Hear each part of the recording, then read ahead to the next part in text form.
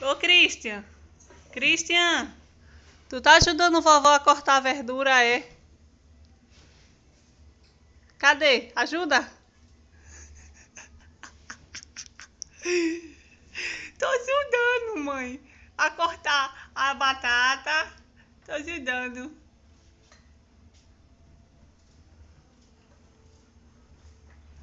Ah, um pé só na mesa e o outro no meu colo.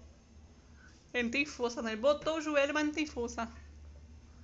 Ajuda tua avó? Vai! Tu tá ajudando ou tu tá atrapalhando tua avó?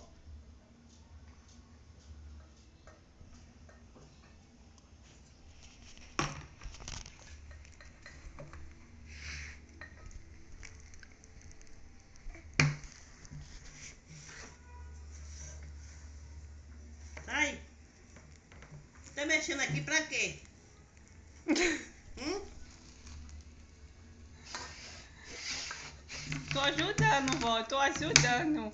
Ponto, ponto. Ajudei. Ponto.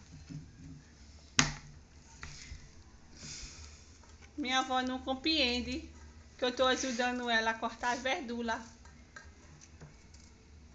De vovó, cozinha minha verdura do almoço.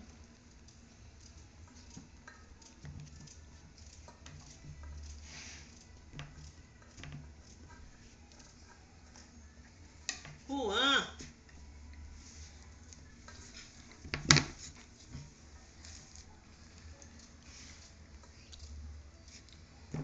Essa batata deve estar uma delícia, toda babada. Ainda bem que vai pro fogo. Vovó levou, foi? Ajuda! Ajuda a vovó!